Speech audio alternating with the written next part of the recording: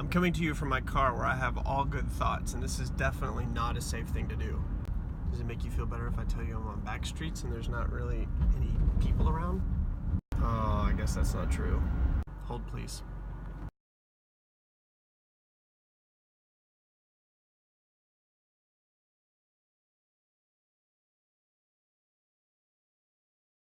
Boy, that didn't take long. So I've gotten here to where I'm going to work today, Puritan Uptown. It's a little coffee shop in Fayetteville. It's my favorite little spot. I wanted to give you guys a quick update before I get after it. I am still sorry I have no news on the books. The publisher has said they are sending them my way. So patrons, thank you for your patience. Those of you in the $6 and $10 tiers, I promise they're coming. Point 2. You guys know I've been on a little bit of a social media rant lately, and I haven't been around as much, although you might go and look at Twitter, Facebook, maybe a little I've posted, maybe a few times, but way less than usual, and I have not been on the platforms as much. And how do I feel?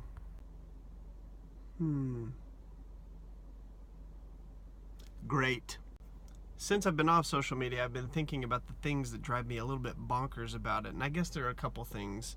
One, the pressure to post, the pressure to have a hot take. It is way too much. We've all turned ourselves into opinion makers, taste makers on everything. And I cannot handle it anymore. I know what you think about the president, one way or the other. I get it. I know. I hear you. I hear your voice and words and know. But can I just hear it once? Instead of every breaking news cycle. And also CNN, Fox News, all these people, do you have to always tell me the news that's broken? Hot takes aside, and I do occasionally like a good hot take, and I have been known to drop a hot take. I think the thing that bothers me the most is the advertisements. Targeted advertisements for me. I can go look at a pair of shoes online because I kind of need a new pair of shoes. See what I mean? Those kicks are worn. What do you know? The next time I'm on social media, there's an advertisement for those shoes. Used to, you would turn on the television and whatever advertiser had bought a time slot in that television show would run an ad, and it was meant to influence a mass market. But now marketing is targeted to us, and every time I get on social media, I feel like there is a constant manipulation. And it's not just the advertisements either. One thing I've noticed is that in my Facebook feed, I see zero opinions that would be contrary to my particular political beliefs, my particular political opinions, which you're probably aware of, but if you're not, I won't share them here, because why muck up Patreon? But I do have a friend of a different political persuasion, and when I ask him to jump on his Facebook feed and I take a look at it, guess what? Zero opinions like mine. So these social media platforms have created echo chambers. And in those echo chambers, we have our opinions reinforced. It's just another way of manipulation. It cuts off dialogue. And so what I've noticed in the past couple weeks as I've been off social media is that I've been finding my ways to other platforms of varying opinions, people who don't believe like I do, and I've been reading their words, reading their writings, and what I've come to see is that there's actually a really good bit of nuance sometimes, stuff that we miss because we're so holed up into our own political persuasions, to our own belief systems, and we only read the stuff that pertains to that. I don't think that's healthy. And that brings me to this point. I've been researching for a book. It's a book that I'm co-writing and ghostwriting, and I can't talk too much about it because NDA. Putting on my legal hat to tell you that stands for non-disclosure agreement. But what I can tell you is this. Because of that book, I had to do a little bit of research into the Cambridge Analytica scandal of this year. And y'all, that thing was messed up. Cambridge Analytica was a marketing firm. I won't even say who started it because a quick Google search will show you, and then you can just figure it all out. It was a marketing firm created by people of a particular political persuasion. And what they did was create a sort of psychoanalysis. Can I even say that word? A psychographic quiz. And users would take that quiz, and then it would tell them whether or not they were inclined to vote for their particular party. And then it would go out to all their friends' social media profiles and mine their information, their friends' information, to see if it was like the people who took the quiz. And by doing that, they estimate that they tapped some 71 million different users and were able to create profiles to then say these people are going to be susceptible to this type of political information.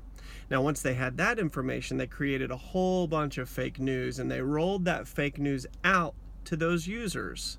And those users read that fake news and they said things like, I wonder why the mainstream media is not reporting on this.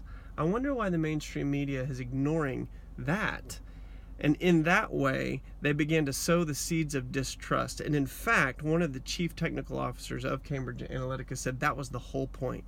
Sow seeds of distrust. Make it to where we can't believe the facts anymore. And when we can get a population that doesn't believe the facts anymore, then we can target them with advertising and tell them what to believe. And in that way, maybe we can influence the election. Now, to be honest, who knows if it actually influenced the election or not? I don't know. I think there are tons of other factors out there.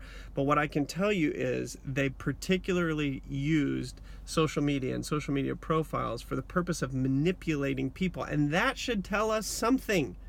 That should tell us something.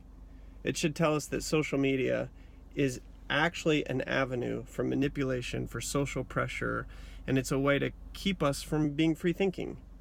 And my friends, as a writer, I can tell you that is not good for art. That is not good for writing. We need to be free thinkers. We do not need to be copyists.